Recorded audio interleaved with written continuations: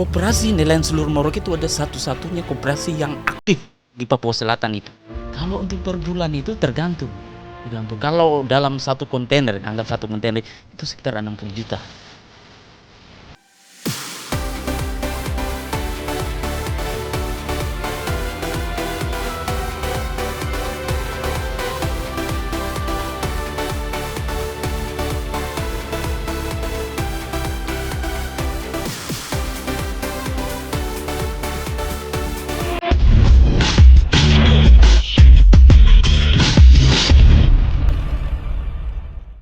Halo semuanya, kembali lagi dengan saya Sertu Kuatkania di Kartika Podcast.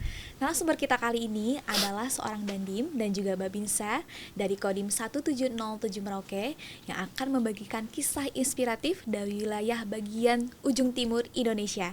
Dan bersama saya saat ini sudah ada Letkol Infantri Johni dan juga Serda Bardin. Selamat datang Pak Dandim dan juga Bapak Babinsa di Kartika Podcast TNI Angkatan Darat. Siap. Baik, mengawali perbincangan kita hari ini bisa perkenalan diri dulu nih ke teman-teman Kartika Podcast.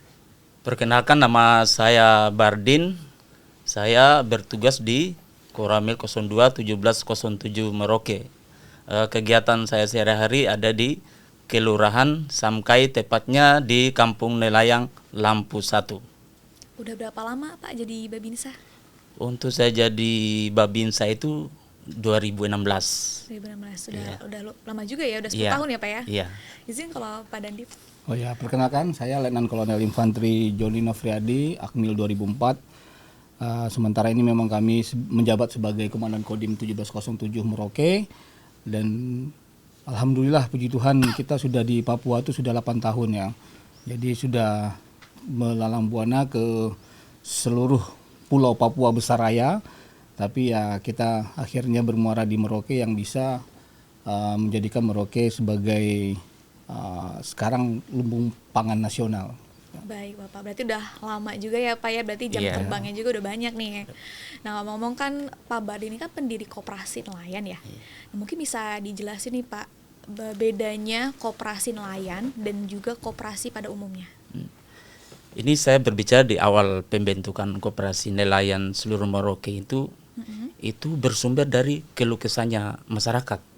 Karena memang hasil banyak, tapi tentang pemasaran, harga yang kurang stabil yang merugikan masyarakat. Kedua, pergudangan ini yang penting ini. Karena kalau sudah musim ikan, kasihan masyarakat nelayannya mau jual di mana. Sambil ambil keputusan mengambil pergudangan dari Dinas Perikanan, menggunakan ikan dari hasil-hasil nelayan, baru saya kirim ke Surabaya dan Jakarta. Alhamdulillah sampai sekarang ini sudah bagus untuk harga nilai ikan untuk bagi masyarakat nelayan. Ngomong-ngomong udah berapa lama nih Pak terbentuknya koperasi nelayan ini? Untuk terbentuknya koperasi nelayan ini sudah 9 tahun. 9 tahun. Iya, cuma tidak di-expose memang saya. Saya itu fokus itu tujuannya untuk kepentingan ini, koperasi supaya maju, berkembang. Begitu, fokusnya ke situ. Kalau mulai tren saya tidak terlalu fokus ke situ saja. Bagaimana cara memasarkan hasil-hasil nelayan ini supaya bisa terjual di pasar lokal dan pasar Jakarta dan Surabaya. Bahkan sampai ke Palembang juga. Oke, Pak, berarti kan ini udah lumayan lama ya Pak ya berdirinya. Apakah koperasi nelayan ini hanya ada di Merauke saja atau di wilayah lain juga ada? Koperasi nelayan seluruh Merauke itu ada satu-satunya koperasi yang aktif di Papua Selatan itu. Oke. Itu yang sering dipanggil di kementerian, bahkan itu yang satu-satunya itu. Berarti ada berapa koperasi nelayan Pak kalau di sana? Koperasi nelayan di situ ada, tapi tidak aktif semua. Yang aktif cuma satu-satunya ini, koperasi nelayan seluruh Merauke, yang bisa mengembangkan penghasilan dari masyarakat itu sendiri. Penjualan di sana kan itu susahnya sudah. Kalau tidak ada koperasi nelayan seluruh Merauke ini, itu harga ikan itu turun, kasihan. Perusahaan-perusahaan lain itu kan ambil di harga rendah. Contoh OT kan yang dulu kan cuma 2.000. Nah, dengan adanya koperasi punya gudang ikan ini, dinaikkan harganya sudah jadi 6.000 sekarang. Itu sesuatu yang paling bagus itu. Ngomong-ngomong di sana ikan tuh per kilo berapa Pak? Kalau ikan di sana itu kan beda-beda semua. Kayak contoh ikan OT, sekarang kita bisa naikkan sekitar 6.000. 6.000. Kakak putih yang biasa diambil 18.000 kita sudah ambil sih 20, ada 30 sesuai dengan perkembangan situasi. Iya, ini sangat berfungsi itu. Sangat penting untuk kepentingan masyarakat. Berarti Tapi ini dalam pembuatannya saja itu memang agak rumit setengah mati. Karena memang koperasi ini sudah terbentuk dulu, sudah ada memang. Tapi karena sudah dinilai buruk dengan masyarakat, karena pengurus-pengurusnya dulu tidak memang untuk kepentingan masyarakat, saya kumpulkan itu semua, terutama saya kumpul itu dari RT RW-nya dulu. Nah, komunikasi sosial apa, habis itu pendekatan dengan masyarakat, kita meyakinkan masyarakat itu, oh apa fungsi koperasi itu, harus apa ini penghasilan basic harus ada yang diwadahi. Oh wadahnya apa? Oh kita butuh ini, umpamanya butuh pemodalan atau penjualan, kita lewat koperasi saja. Ya alhamdulillah sekarang sudah berjalan dengan lancar. Dan dapur sehat itu sekarang satu-satunya yang tangannya adalah Koperasi Nelayan Seluruh Merauke. Untuk saya bersyukur sekali dengan Bapak Dandim ini yang mendorong saya. Karena selama kemarin-kemarin belum ada situ. Seminar Dandim ini sudah kita didorong, saya didorong. Nah, waktu saya sudah manfaatkan di situ. Saya lanjut kerjaan saya sebagai Babinsa, saya kerjakan dulu, baru di waktu-waktu luang, waktu istirahat, itu saya tidak istirahat, tidak tidur lagi. Langsung lanjutkan kegiatan saya di koperasi. Tentang memimpin koperasi, mewakili koperasi, dan lain-lain. Berarti kalau ada investor yang mau join boleh dong Pak? Untuk ke depan itu kita memang sudah ada investor yang ekspor ini dari Cina, itu tentang mujair. Karena mujair ini adalah ikan yang memang ada terus di Merauke. Itu tidak pakai musim. Tapi saya berpikir bagaimana caranya ini sehingga hasil-hasil ikan ini tidak begitu mubazir toh. Nah, itu saya koordinasi dengan para investor, kebetulan ini sudah ada, mungkin untuk ke depan itu kita fokus di mujair. Bukan mujair saja, sebenarnya koperasi ini dia akan fokus semua hasil-hasil yang ada di Papua Selatan. Itu. Ada berapa anggota Pak di Koperasi Nelayan Merauke ini? Kalau untuk anggota koperasi itu sudah 100. Itu yang masuk. Tapi kalau yang non itu banyak. Mungkin semua yang ada masyarakat Papua Selatan itu, baik di pesisir pantai, pencari-pencari ikan. Karena di Merauke itu kan terbagi 3. Nelayan,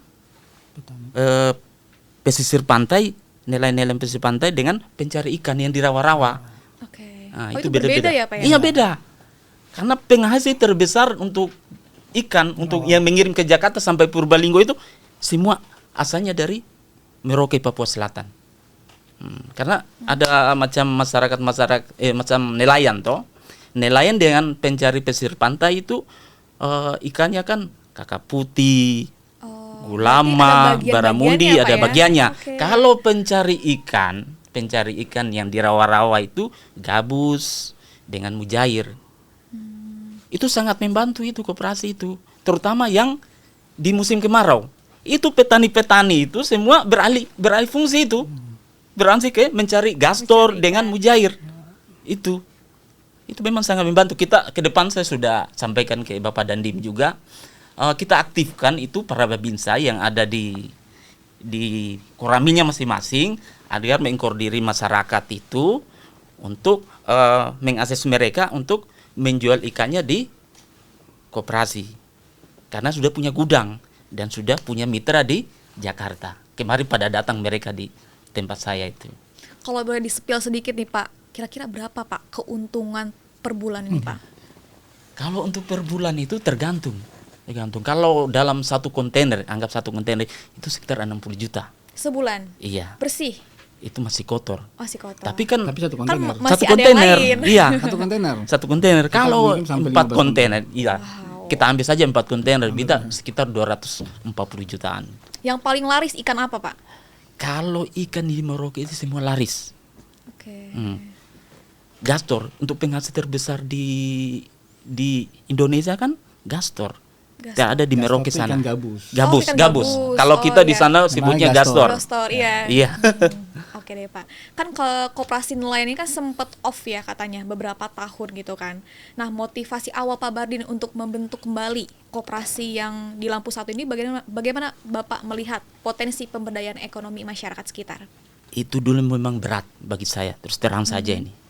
Untuk meyakinkan masyarakat itu karena berawal dari koperasi yang buruk itu, kan pertama itu kan sudah punya tempat itu namanya koperasi Mina Sampurna. Setelah saya rapatkan dengan RW, RT, bagaimana cara kita menghidupkan koperasi ini. Kedua dengan pendekatan komunikasi sosial dengan masyarakat nelayan. Kita yakinkan, apa fungsi koperasi ini? Apakah ini bisa membantu masyarakat? Akhirnya yang saya sebut tadi, pemasaran, penjualan untuk hasil-hasil ikan lain. Harga ikan kita naikkan lagi. Kan lewat koperasi ini kan tantangannya besar. Dengan perusahaan-perusahaan lain itu, mereka kan menganggap koperasi sebagai tantangan untuk mereka. Betul. Waktu itu. Kedua itu pergudangan ini. Kalau waktu itu saya tidak inisiatif untuk mengambil gudang yang tidak dipakai lagi di perikanan, mungkin harga ikan akan merugikan masyarakat waktu itu. Cuma saya tidak ada mau media mau apa itu, tidak mau. Cuma fokus ke situ dan pengembangan koperasi itu.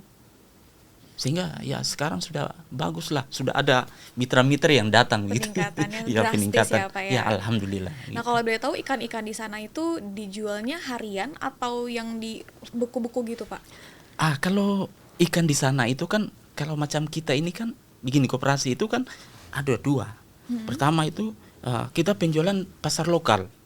Kedua itu keluar dari Papua. Itu. Keluar Papua itu dikirim kemana aja Ke Pak? Surabaya, Jakarta, dan di Palembang. Dan ke depan ke Cina. Nah, ke depan ke Cina juga. Iya. Luar biasa, go Dan kita internasional juga ya. Pak, Mbak, begini, sisi ikan ini yang dulunya yang mengotori pasar atau ini kita manfaatkan menjadi nilai ekonomi dengan apa itu? Kulit ikan. Mau kulit kakap kah atau kulit mujair, kita bisa manfaatkan itu. Tapi saya bersyukur dengan Bapak Dandim ini mendukung kita sama sekali. Luar biasa banget ya Pak Dandim. Nah Iya. kalau tanggapan dan pandangan dari Pak Dandim nih sebagai Dandim Merauke terhadap inisiatif Pak Bardin ini seperti apa nih? Oke, baik. Saya disclaimer sedikit ya, cerita sedikit kita bahwa pertama kali saya menjabat sebagai Komandan Kodim, kita melihat potensi-potensi yang ada di wilayah. Itu kewajiban seorang Komandan Kodim. Ya, potensi wilayah apa yang bisa kita manfaatkan. Ternyata di Merauke itu memang kami paling ujung timur gitu. Ya, dari Sabang sampai Merauke, disebut Merauke. Ternyata di situ potensi sangat besar sekali. Selain dengan saya tidak akan cerita tentang pertanian, tapi saya cerita sekarang tentang perikanan yang sedang dilaksanakan oleh Babinsa kami, salah satu Babinsa kami. Nah, saya sangat apresiasi sekali karena saya mengetahui ada Babinsa, dia mengusahakan masyarakat yang ada di nelayan, di kampung nelayan, di situ kampung 1 namanya, kampung Lampu Satu. Di situ mengusahakan untuk ikan-ikan mereka yang habis hasil tangkapan dikoordinir oleh Pak Bardin, Babinsa kami. Dan selain masyarakat kampung 1 itu juga masyarakat yang asli orang Papua, OAP yang kita bilang, yang tadi sempat dibahas antara perairan di pantai dengan rawa. Pantai. Nah, yang di rawa ini itu rata-rata semuanya masyarakat asli orang Papua. Asli Papua. Nah, itu mereka kadang-kadang menjualnya hanya di tepi-tepi jalan. Kasihan. Nah, inisiatifnya Pak Bardin inilah, Babinsa kami ini mengambil punyanya mereka semua. Nah, akhirnya harganya bisa tinggi. Mereka juga bisa sejahtera, mereka bisa dapat uang. Kami lihat, wah ini sangat konkret sekali ya, nyata itu bahwa dia sudah bertugas untuk membantu perekonomian masyarakat. Nah, makanya tadi kami sampai berpikir bahwa ke depan kenapa harus Bardin sendiri? Dia harus dibantu oleh babinsa-babinsa lain atau anggota yang lain. Makanya tadi saya membuat rencana untuk seluruh babinsa yang ada di jajaran kami, nanti mereka akan mengepul ikan-ikan yang ada, ikan darat ya, kalau bilang ikan darat, yaitu mujair dengan ikan gabus untuk bisa dimasukkan ke koperasi Bardin. Nah, setelah itu nanti kita bisa mengekspor keluar. Dan kita sudah punya pengusaha atau yang akan mengambil ini akan mengekspor ke Cina. Karena kalau ikan gabus itu Mbak, bukan dagingnya saja yang enak. Sekarang selain ikan gabus ini, persit kami itu sudah membuat abonnya. Oke. Nah, ikan asinnya, nah itu sangat terkenal ikan asin gabus. Gak tahu Jakarta ini berapa ya, kalau tapi itu sangat terkenal sekali ikan gabus asin, ikan asin ikan gabus ini sangat enak sekali. Nah itu salah satunya juga untuk meningkatkan perekonomian masyarakat. Berarti kan sempat di spoiler dikit ya Pak sama Bapak Babinsa, katanya ikan-ikan kakap dan lain-lainnya itu dijadikan Bang bermanfaat. Nih bisa dijelasin nggak? Maksudnya bermanfaat dijadiin apa? Jadi gini Mbak, sebenarnya ada kendala lagi ya, tapi kami sudah berkoordinasi dengan pemerintah baik kabupaten maupun provinsi di Papua Selatan bahwa nelayan-nelayan kita yang di Papua Selatan ini di Merauke itu mereka itu fokusnya mengambil ikan itu gelembungnya. Nah, maksud gelembung ini apa nih Pak? Di ikan itu ada gelembung. Oh iya. Di dada ikan itu ada gelembung, tapi adanya di kakap merah dengan kakap Cina namanya, atau kakap putih. Nah itu gelembungnya yang diambil sama mereka. Ikannya dibuang, dibuang ke laut. Kalau kita kan kebalik ya, gelembungnya dibuang, ikan yang dimakan. Gelembungnya itu mahal Pak. Gelembung itulah yang diekspor sama nelayan-nelayan di Lampu Satu Merauke itu untuk diekspor ke luar negeri. Itu keuntungannya bukannya ratusan tapi MM-an. Ya, jadi seonis itu sudah ini karena dikeringkan dikirim ke Cina. Itu sebagai bahan bakunya benang bedah. Kalau kami monitor ya. Nah, ini kita nanti rencana saya sudah berkoordinasi dengan pemerintah daerah bahwa nanti kita koperasi ini mempunyai kapal sendiri. Ini kan belum ada kapal nih. Ya, nanti kita kasih kapal, koperasi ini kita kasih kapal yang tugasnya mengambil ikan-ikan yang berada di nelayan-nelayan yang berada di laut-lautnya Merauke. Lautnya nggak jauh Mbak. Kita paling terdekat palingan sebentar lagi sampai di setengah jam lagi sudah sampai di Australia. Ya, jadi kan dekat dengan Australia. Perbatasan kita Australia dengan PMG. Nah mereka itu ikan di situ banyak. Di Laut Arafuru itu ratusan atau ribuan kapal yang ada di sana untuk mengambil ikan. Dan alhamdulillah puji Tuhan sejak kemarin pemerintah itu ya banyak sekarang kapal-kapal dari Indonesia semua, dari Pulau Jawa.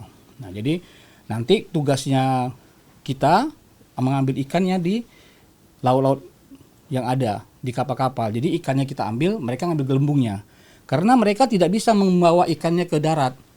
Jadi kapal nelayan-nelayan di Merauke itu bukan berangkat pagi pulang malam atau sebaliknya berangkat malam pulang pagi, tidak. Berangkat hari ini nanti sebulan lagi baru pulang. Kalau misalnya mereka mengambil ikannya disimpan di dalam kapal, busuk dong.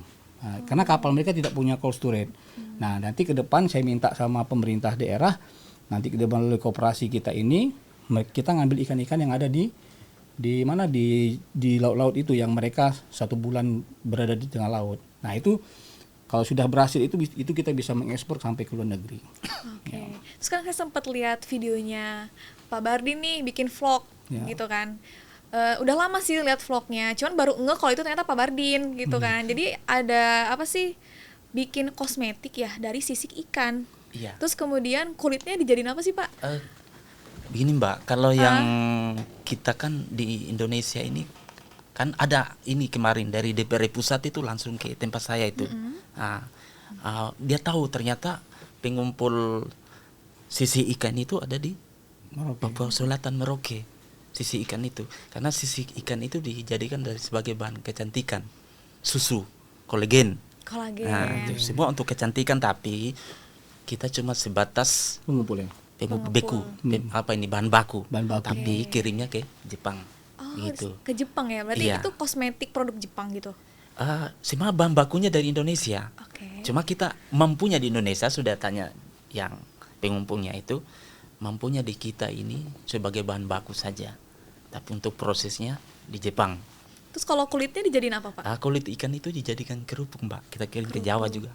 Oh, kerupuk kulit ikan ya? Iya, kerupuk kulit ikan itu semua itu kita dikelola di sini. Di toko oleh-oleh itu berarti itu dari Bapak gitu ya? Iya. Di toko oleh Merauke ya? Iya.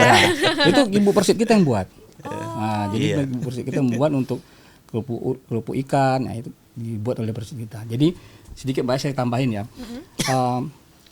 Kita ini masih mengumpulkan. Jadi kita masih hilirisasi kita ini belum ada nih. Yang programnya dari Bapak Presiden kan, walaupun kami kecil-kecil gini, tapi kita harus bisa membuat hilirisasinya. Kalau misalnya sawah, kita sudah memproduksi, kita sudah mengolah, kita sudah bisa mengirim beras kita itu sampai ke Maluku dan sekitarnya. Nanti sebentar lagi NTT. Nah, tapi kalau misalnya bahan baku ikan ini, nah ini yang kita hanya baru mengirimkan bahan bakunya.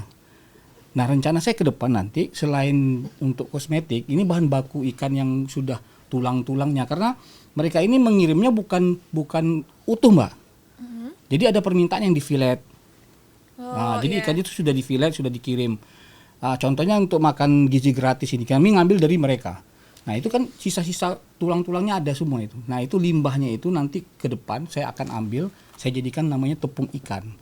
Tepung ikan itu nantilah sebagai bahan bakunya untuk pakannya ternak. Jadi bahan baku pakan ternak, baik ayam, ikan lele atau lain-lainnya. Nah, itu untuk hilirisasinya. Kalau bisa nanti ke depan juga pabrik pakannya juga ada di Merauke. Jadi mulai dari berputarnya di Merauke saja, baru kita lempar keluar. Berarti mulai dari tulang, daging, kulit itu bermanfaat banget ya. Semuanya ikan ya. Kalau misalnya kita bisa manfaatkan. Kan selama ini kan bahan kayak gitu kan hanya dibuang-buang saja, Mbak. Betul. Saya juga baru tahu nih dari podcast hari ini bahwasannya kalau sisik terus gelembung tuh ternyata bermanfaat. Kalau ini selama ini saya buang gitu kan. Karena Mbak lihat sisiknya buang kenapa? Karena nggak bisa dimakan. Ya karena kecil-kecil toh. Iya. Nah, ikan kita besar-besar, Mbak, satu meja ini. Bayangkan aja sisiknya bagaimana. Iya, berkeping-keping ya saya lihat ya. Oke. Jadi Karena besar-besar ikannya. Baik. Karena Mbak, penghasil terbesar untuk ikan itu ada di Merauke. Yang mengirim ikan terbesar di Jakarta, Surabaya semua itu ada di Merauke. Mau berbentuk gabus, mau jair, pokoknya ikan laut itu semua asalnya itu semua dari Merauke.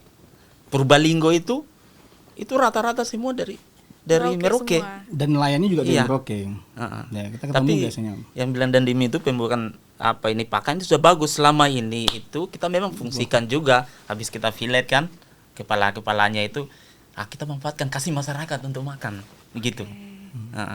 Atau kalau memang ikan yang bisa dimakan, kalau macam ote yang kita fillet, kita kasih masyarakat yang peternak babi begitu.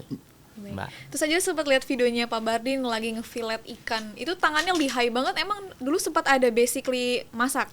Kita dulu itu filetnya tuh enak banget, Pak. Kita izin dan Dim, kita ambil dari Surabaya semua yang tukang-tukang filet. Nah, kita ambil ke sana baru kita dikasih belajar. Saya juga ikut belajar Jadi gitu. kita kayak ini ya, kita panggil orang Surabaya untuk belajar kita filet.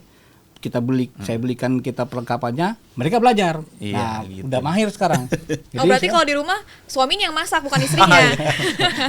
Saya juga sudah sampaikan ke Dandim juga masalah untuk ke depan itu saya memang mau koordinasikan di SMK Sasu yang di bidang tata boga. Ini masalah tentang filet ikan ini. Dikasih belajar tentang filet ikan. Itu penting. Itu gajinya tinggi. Oh iya. Itu satu bulan itu 5 juta, Mbak. Tinggi sekali gajinya. Belum makanya apanya itu semua. Kalau mereka kita inikan ke sekolah-sekolah itu supaya mereka mengerti tentang kayak di tata boga kan. Nah, bisa mungkin cara memfilet yang bagus begitu. Tangannya lihai banget soalnya. Lihai. Kalau dari pertama, dulu, iya. Nah, itu harga alat-alatnya mahal kalau untuk filet itu. Ada pisau khusus kan, Pak? Pisau khusus itu harganya sekitar 600.000 pisau satunya. Iya kan, dia stainless toh. Dan salah satunya yang dimiliki oleh di Papua Selatan itu Koperasi Nelayan Cuma Merauke. satu doang di Merauke. Iya. Ya, karena kita berkaitan dari makan gizi gratis ya. Saya minta makanya makan gizi gratis kita yang di Merauke itu murni pure semuanya dari hasil buminya Merauke. Hasil buminya tanah Papua di Papua Selatan. Baik dari berasnya, sayurnya, termasuk ikannya, ya, ayamnya pun juga sama. Ya, memang kita tidak ada mengekspor dari luar, ya kan? Mengimpor dari luar tidak ada, masukan dari luar tidak ada, semua dari Merauke, termasuk ikan. Nah, ikan inilah saya koordinasi dengan ini bisa nggak filet? Kita belajar komandan, ya udah panggil orang Surabaya sini ngajarin, ternyata bisa. Jadi sekarang anak-anak atau yang menerima makan gizi gratis ini, MBG ini, ya ikannya ikan filet semua, ikan yang bergizi. Dan saya berani bertaruh lah, ayo kita buktikan. Dan di Papua informasinya makan gizi gratis tuh harganya tinggi. Kita mampu kok sampai 15.000 kita mampu kok. Tapi memang di Papua daerah lain tuh memang sampai 30.000, 26.000. Tapi di Merauke, Papua Selatan kita mampu kok 15.000. Gara-gara apa? Gara-gara kita punya potensi wilayah yang sangat besar sekali. Baik, Komandan. Nah, kemudian dukungan seperti apa nih yang diberikan Pak Dandim dalam proses pembentukan kembali koperasi tersebut? Oh, baik. Ya, dukungan yang paling utama yang saya dukung ada memberi waktu seluas-luasnya kepada Babinsa saya, Badrin, untuk mengolah koperasi yang dulunya sempat tidur kalau kami bilang ya. Jadi dibangun lagi sama Badrin, ya saya kasih kesempatan. Selain itu juga mereka juga butuh bantuan oleh kepada pemerintah. Ya, situlah tugasnya saya mengkoordinasikan kepada pemerintah daerah bahwa koperasi ini harus berjalan. Nah, ke depan juga tidak hanya jalan di tempat seperti ini. Ya, kalau kami lihat ya, kalau saya sendiri nilai ya itu belum pantas untuk kita bisa go. Tapi dengan kondisi keterbatasan yang ada, tapi kita sudah bisa go. Ya, sudah bisa kita maju. Apalagi kalau dilengkapi. Contohnya ada RAB yang untuk pembekuannya itu hanya 1 ton, itu pun sudah rusak-rusak. Nah, nanti ke depan kita minta yang 3 ton atau 5 ton. Yang konstruknya minta yang 300 atau 400 feet yang kita minta kapasitasnya. Nah, ini saya akan menghubungi mereka dengan dinas dinas kelautan, dengan bagian koperasi, termasuk bagian pemasaran, termasuk juga pengiriman kita kontainer. Mungkin kontainernya kita bisa harganya di bawah dari harga standar lah, ya kan. Ya, selain punya kodim juga untuk masyarakat juga gitu, kita alasan kita sebagai minta dukungan dari ya BUMN yang ada di pengusaha-pengusaha yang ada di Merauke. Baik, Komandan. Memang kesulitan kita di koperasi nelayan seluruh Merauke memang sebagian sudah disampaikan juga Dandim. Itu begini juga. Kasihan juga masyarakat nelayan, terutama yang punya kapal-kapal nelayan. Mereka kan cuma mencari gelembung saja. Kasihan ribuan ikan itu dibuang di laut. Itu bagaimana itu? Saya berpikir sudah sampaikan memang ke kementerian juga lewat Zoom itu, minta tolong Pak, kita minta 30 GT yang kapal yang berpendingin, yang punya cost rate yang saya bilang tadi itu. Jadi kasihan itu masalah nelayan terbuang begitu. Kan mau banjir. Kedua, ke depan juga kita, saya sudah bilang juga Dandim, ini kan di sana penghasil kepiting juga. Ya. Nah, kemarin saya sudah ambil yang ini dari Jakarta ini, dikirimkan alat rumah kepiting. Ya. Nah, itu juga fungsi untuk anak-anak juga nanti ke depan, bagaimana cara pengembangbiakan kepiting itu juga. Jadi kepiting ini kan sekarang itu di Merauke itu masih manual, Mbak. Iya, mereka masih mencari. Nah, kita sudah ada sama lah kayak dulu lele kita juga mencari kan. Sekarang kan lele sudah ada pakai bioflok. Sekarang sudah ada pakai kolam terpal. Nah, kepiting bisa nggak digitukan? Ternyata bisa, ada semacam alat kayak rumah kepiting. Jadi kita kayak terumbu karang gitu ya, Pak ya? Tidak. Bukan. Jadi kayak apa ya? Kayak rumah-rumah itu begitu. Kalau dilihat nanti dia seperti rumah-rumah bulat-bulat di YouTube itu. Boleh deh nanti rumah kepiting. Nah, itu. Jadi dimasukkan sana, nanti kepitingnya akan datang dan pembesarannya di sana. Di situ. Ya, jadi kepitingnya bisa kita kontrol. Iya. Ya kan? Tapi saya sampaikan kepada masyarakat atau kelompok-kelompok yang ada, jangan dikasih makanan yang kita siapkan. Jadi saya maunya kepiting itu tetap alami. Ya kan? Antara lele rawa atau lele yang hidup bebas dengan lele yang kita kasih pakan jadi, itu beda rasanya, Mbak. Ya, makanya kalau misalnya kami mujair Jayapura dengan mujair Merauke itu sangat beda rasanya. Ya, kalau mujair Merauke ini memang agak ada rasa-rasa tanahnya sedikit, tapi itu yang bikin enak gitu. Nah, beda dengan yang itu ya beda dengan Jayapura. Kalau Jayapura dia lelenya mujairnya mujair danau tapi dikasih makan dengan pakan. Kalau di sana kan tidak gitu. Nah, jadi itu ke depan kepiting. Selain kepiting ada tripang dengan lobster. Itu rencananya bakal dibudidaya seperti itu juga, Pak? Iya, rencananya kita mau budidayakan. Kita mau belajar nih. Kalau nggak salah daerah Lampung kemarin kami lihat ya. Ini kita mau belajar, saya berani mengirimkan anggota saya untuk ke sana untuk belajar gitu, untuk bisa budidaya kepiting. Karena kepiting di Merauke ini lumayan besar-besar. Selain produksi kepiting di Papua ini ada di Merauke dengan di Timika. Nah ini Merauke ini salah satunya yang paling terbesar. Yang paling disuka di luar negeri, terutama di Cina itu kepiting dari Merauke. Dia punya ketahanan dan manis. Ya. Gitu. Saya kepiting saya ambil 4 hari yang lalu untuk saya bawa ke Jakarta ini. Kebetulan anak-anak senang sekali kepiting kan, saya bawa kepiting tapi masih hidup. Masih hidup Masih ya? hidup. Iya, masih hidup. Iya. Karena punya ketahanan dia. Nah, makanya disukai dari luar negeri, terutama Cina, Malaysia dulu. Saya sempat juga main begitu juga. Tapi untuk sekarang saya fokus ke ikan dulu. Kepitingnya tahan kuat. Kuat, ya. Dan mereka orang Papua itu juga bilang ngomong itu kepiting loreng. Kepiting loreng. Ya, Emang dia loreng? Loreng, makanya kuat. Ya baru tuh ada kepiting Iya, loreng. dia Karena macam-macam dia ada. Dia ternyata loreng. selama ini kan orang-orang taunya yang kepiting enak itu kepiting besar Alaska kan. Ternyata Iya. yang enak itu dari Merauke gitu kan. Saya enak. belum pernah coba Ya, sih. Alaska kan dia memang diproduksi, dibuat sama mereka ya. Ya itu bisa juga sebenarnya. Tapi saya pingin yang alami. Jadi ada kepitingnya loreng, dia loreng dia warnanya, ya itu paling enak, besar dan enak. Tapi itu bukannya dia mengurangi kadar protein di dalam hewan tersebut ya Pak? Tidak, paling tinggi proteinnya. Makanya saya bilang tidak usah dikasih bahan-bahan atau tambah-tambahan, biar aja alami makan yang ada di tanahnya Papua ini di Merauke gitu. Kayak itu Mbak, pengolahan ikan asin toh. Nah, kalau ikan asin yang dari Merauke itu rata-rata paling bagus. Ya. Karena dia itu dari laut, tidak kayak macam daerah lain kan. Dia ikannya sudah mulai baru dia jadikan ikan asin. Kalau di Merauke itu ikan masih bagus, Masih sudah bagus. dijadikan ikan asin. Begitu, Kenapa? Karena saking banyaknya. Saking Saking banyaknya banyaknya. ikan itu. Bawa nggak nih kesini ke Jakarta? Ke Dispenat? Anda minta jadi. Enggak, nanti minta sama Pak Aryo. Nanti saya japri aja Minta ke sama Pak Aryo Dandim. dalam Oh kota siap, itu ada. Kondan. Oh sudah Nanti tadi ketik Kondan ya. sudah disiapkan. Minta sama Pak Aryo tuh sudah saya bawa satu box, satu kotak. Pokoknya Memang itu buatan dari Mbak, potensi ikan terbesar itu di Merauke. Ya. Mau ikan gabus, mau ikan kakap putih, mau gulama, udang, cumi itu terbesar di Merauke. Cuma kurang dari Diekspor. pemerintah. Diekspos ya. Iya, sebenarnya itu kalau dikelola dengan bagus, itu kan pasti ini kan pengelolaannya yang kurang teratur itu di sana itu. Masing-masing punya kepentingan yang dibilang Dandim itu.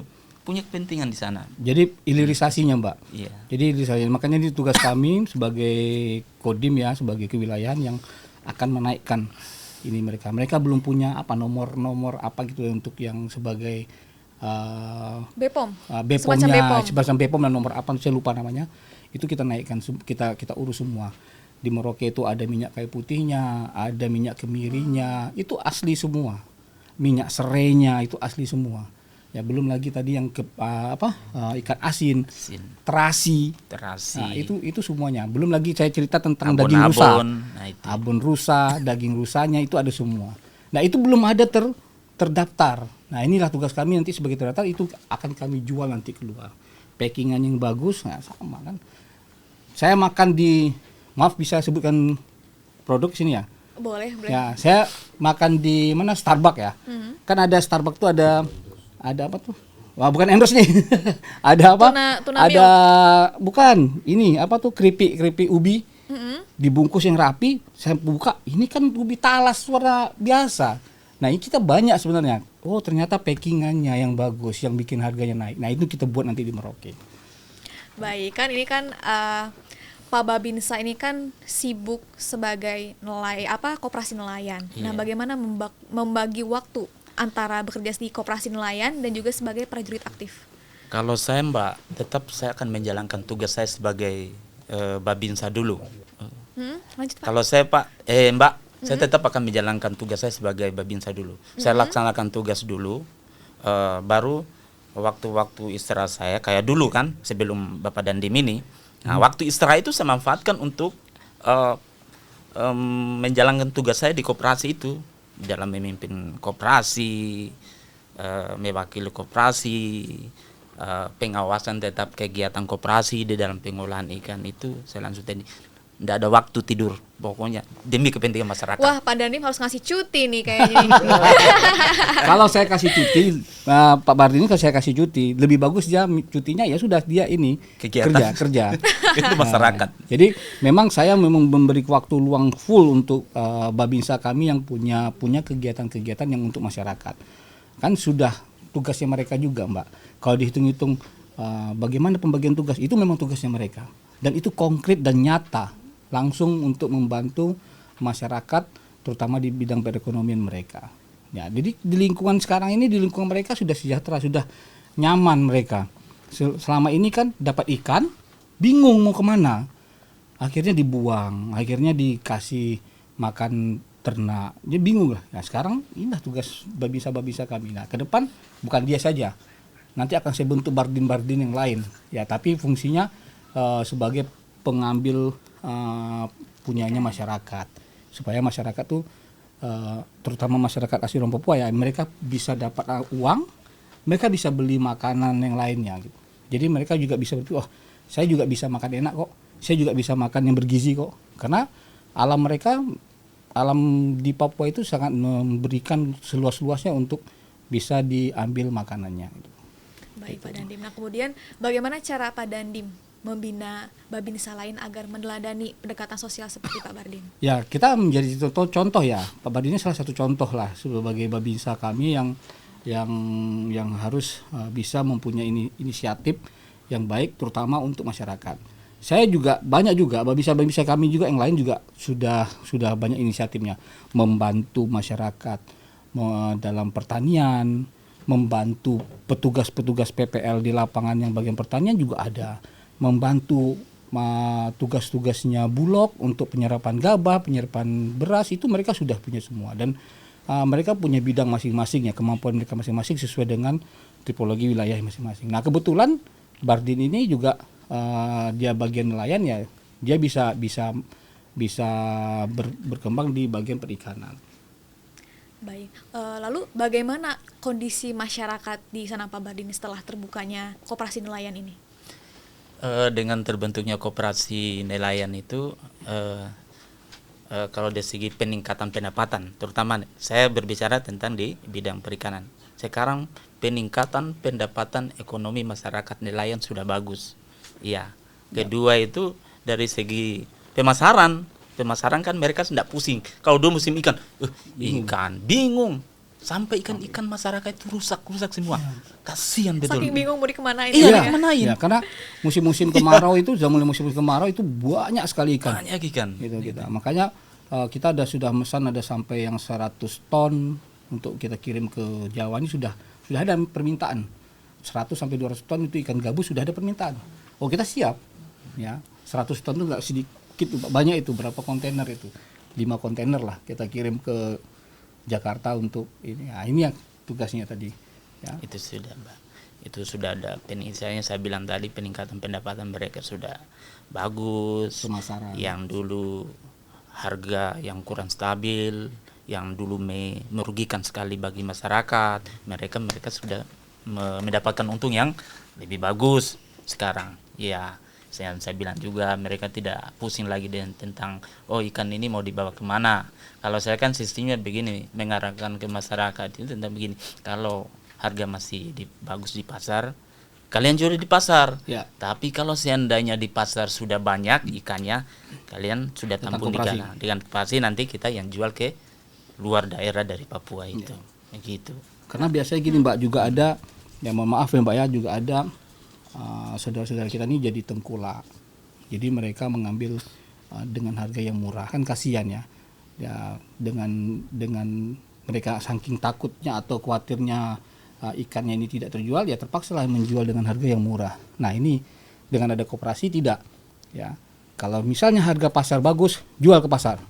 Tapi kalau misalnya mereka tidak bisa menjual ke pasar, bawa ke koperasi kita akan ngambil dengan harga yang stabil lah, tidak agak seperti harga tengkulak. Nah ini makanya masyarakat tuh sangat beruntung sekali kita punya koperasi yang ada di Lampu 1.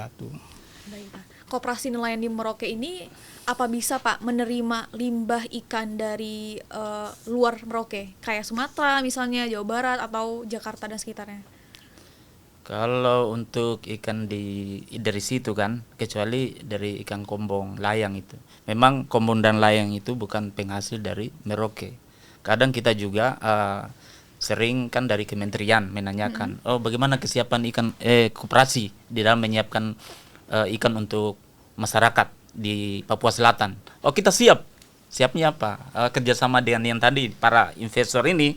Nah, ketika ikan yang dibutuhkan di Surabaya, Jakarta atau itu lewat ini dari kita, dan ketika kita butuh ikan yang dari sana kayak kombong layang kan kebanyakan kita ambil dari Surabaya, Dobo, mereka kirim ke Merauke untuk kita mengisi gudang-gudang yang ada di Merauke. Nah, kan ikan-ikan yang di gudang-gudang yang lain-lain pun itu, nah saya koordinir untuk masukkan ikan-ikan kombong dan layang supaya dijual di pasar. Kita juga kan memanfaatkan itu para penjual-penjual ikan itu. Nah, kita pakai mobil termoking antar ke mereka sehingga mereka bisa menjual ke pasar-pasar supaya kestabilan harga untuk di pasar itu lebih bagus gitu. Baik. Dan juga gimana nih Pak Bardin memastikan koperasi agar tetap berjalan secara transparan, akuntabel dan juga menguntungkan semua anggota? Kalau di dalam itu kita melakukan pengontrolan dan melibatkan juga masyarakat. Masyarakat apabila masyarakat harus pengontrolan juga koperasi supaya pengurus-pengurus itu tidak bertindak semena-mena. Iya, supaya tidak merugikan mereka juga. Koperasi bisa berjalan kan itu kita juga kan berdasarkan asas kekeluargaan. Berarti semua yang ada di Papua Selatan itu yang termasuk anggota koperasi wajib mengawasi koperasi itu supaya dapat berjalan dengan lancar.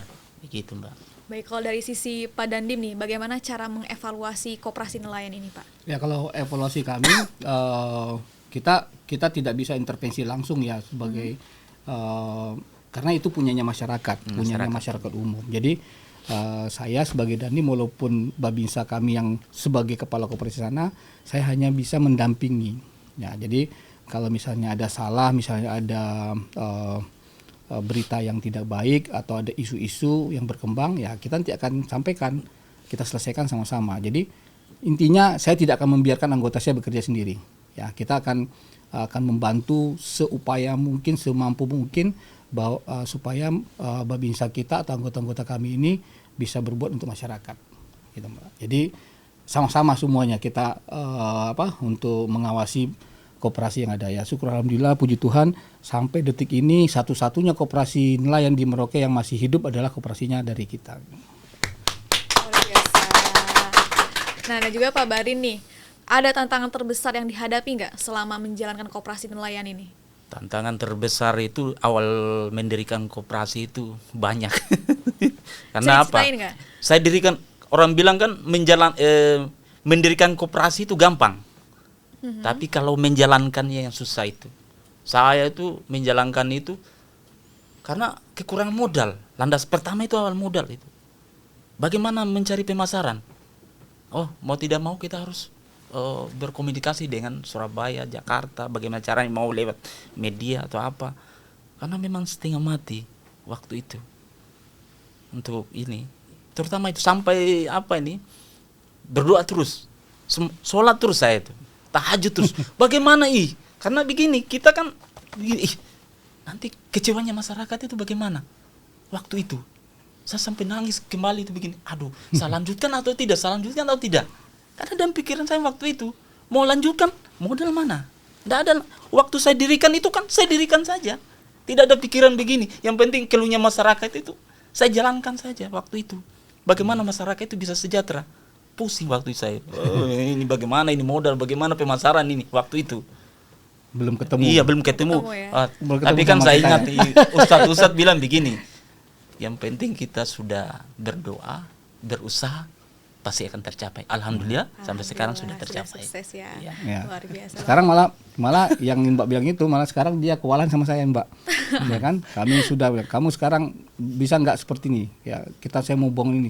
Malah dia yang kewalahan. Aduh, Pak Dandim, dulu sebentar dulu ya. Sekarang karena ya mungkin dulu dia bergerak sendiri ya, kita nggak tahu ya, mungkin dia bergerak sendiri. Sekarang kalau saya prinsipnya kalau ada anggota yang masih bisa berpotensi, saya akan dukung full gitu mereka. Jadi sekarang malah mereka yang kewalahan ya, mereka kewalahan, aduh, dan Pak Dandi mau bangun ini bingung dia jadinya untuk waktu mendirikannya saja banyak tantangan sekali, terutama di koperasi pengusaha-pengusaha lain itu. Itu tidak mungkin berhasil itu. Tapi kan sesuai prinsip. Ya prinsip prajurit itu ya harus maju apapun yang terjadi. Tetap saya laksanakan saja waktu itu. Cuma ya itu sudah berdoa dan berusaha. Sudah terjawab sekarang ya Sudah Pak terjawab, Bandin, alhamdulillah. alhamdulillah. Nah kemudian bagaimana Pak Dandim nih menyikapi kendala di koperasi nelayan ini? Ya kita tadi saya sudah sampaikan ya, kita akan membantu ya semampu kita, terutama berkoordinasi dengan pemerintah daerah yang ada, dan kalau memang ada investor-investor yang mau datang, pasti kan melalui kami juga, apalagi koperasi ini mereka dengar salah satunya adalah Babinsa kami. Nah ini ya kita akan bantu ya kan kendala-kendala mereka ya, termasuk program-program yang akan kita buat ke depan ya, karena koperasi yang sudah ada jangan mundur. Betul. Ya, harus terus maju dan harus tambah maju gitu. Jadi program-program yang saya sampaikan tadi, nanti dia Babinsa ini tidak bergerak sendiri, akan ada Babinsa lain, akan ada badrin yang lain untuk bisa mendukung koperasinya ini. Bukan bentuk koperasi lain ya, tapi kalau memang perlu dibentuk lagi koperasi lagi tidak ada masalah. Tapi kalau saya prinsipnya kalau misalnya sudah ada, yaitu kita kerjakan sama-sama. Jadi kita bisa fokus dalam suatu kegiatan tersebut. Jadi kami sudah berupaya untuk memberi bantuan atau menyupport sepenuhnya kepada Badrin, terutama kami harus berusaha berkoordinasi dengan pemerintah daerah ya, untuk bisa koperasi ini bisa diperhatikan. Begitu Mbak. Baik. Kemudian juga tadi sempat dijelasin sama Pak Badrin ya, katanya nggak terlalu men-share ke sosial media berlebihan. Nah itu kenapa Pak? Maksudnya kan kalau semakin banyak kita share, semakin banyak kita iklan ke masyarakat kan pasti tertarik tuh, makin banyak dong investor yang datang. Saya bilang karena saya fokus kepada pengembangan usaha itu. Ya. Nah, itu yang pertama. Tentang kedua pemasaran. Pemasaran ini penting di bidang usaha. Mau bagaimana kita mau banyak uang, tapi kalau pemasaran kita tidak dapat, itu sangat sulit. Hilirisasinya. Iya, itu. Ini kan udah berkembang besar nih. Ada niatan mau nge-ekspor lebih jauh nggak? Tentang ke depan itu kita tetap memperluas lagi pemasaran. Itu tetap Ya, akan ada. ya kami itu salah satu yang saya bantu juga Mbak. Jadi itu yang juga saya lihat dari segi mereka memberitahunya kepada istilahnya kepada dunia luar. Tadi sambil kita bercanda ya, Tuhan itu maha tahu, tapi manusia harus dikasih tahu. Itu sudah saya sampaikan sama anggota saya, sudah sampaikan. Dan sejak kami menjabat sebagai Komandan Kodim ya, alhamdulillah puji Tuhan ini sosial media kami ya lumayan ramai, dan setiap Babinsa harus mengirimkan. Karena selama ini kan mereka tidak pernah Babinsa kita tuh yang di ujung timur ini yang terekspos ya. Masih banyak yang lain Mbak, masih banyak. Kalau di sini mungkin membantu ibu-ibu melahirkan, ini bisa kami membantu dari rawa-rawa masuk ke pakai perahu tinting, perahu kayu kayak gitu. Itu Babinsa kita tidak pernah terekspos. Nah ini termasuk dengan punyanya Pak Badrin ini, kita membantu untuk viralkan kalau kita bilang sekarang ini kepada dunia luar. Ya, alhamdulillah banyak investor yang masuk, datang, melihat, dan kita malah dapat bantuan mobil ya. Iya, mobil dari mobil kementerian. box dari kementerian. Itu mobil box, satu mobil box Kulturate yang bisa khusus ikan gitu. Iya, Ya? khusus ikan. Oh berarti ada freezernya ya? Ya. Ada. Memang berbentuk mobil, tapi yang kita mau itu ya kapal tadi. Yang kapal nanti ke depan kapal. Kapal yang berpendingin untuk menampung hasil-hasil yang ada di masyarakat laut. Karena kapal Merauke itu rata-rata tidak berfreezer. Iya. Rata-rata cuma pencari gelembung. Ya. Nah, itu kedua, saya memang sudah sampaikan juga di kementerian kemarin. Kan setiap hari Zoom terus kita ini. Nah, kalau di kementerian ini kita sudah terkenal, sudah koperasi di bawah naungan TNI. Begitu. Karena yang kekurangan kita itu pada saat musim ikan itu Kosturit ABF. Ya, ABS itu pendinginnya yang pertama. Yang pendingan pertama itu sangat susah. Kalau sudah musim ikan, Aduh, kualan kita. kita pusing, Mbak. Bisa dapat dimarahi oleh masyarakat itu. Kalau sudah antri, bagaimana itu? Kadang ikan yang ini, makanya kita sekarang bentuk kelompok di setiap distrik gitu toh. Di situ ada pengumpul-pengumpul. Saya sampaikan kamu kumpul di situ, karena kalau mereka itu langsung ke sini itu tidak bisa, kasihan mereka. Makanya kita adakan semua pengumpul, kita sampaikan juga terutama di daerah Moting itu, para babinsa aktif di dalam untuk pengusaha masyarakat itu dikumpul dulu baru dikirim ke gudang. Karena kita juga memang sudah sampaikan pemerintah coba bantu kita kah di bidang Kosturit ABF. Itu cuma 2 ton 3 ton untuk apa? Kalau sudah musim ikan itu minimal itu yang 5 ton. 5 ton ABF itu.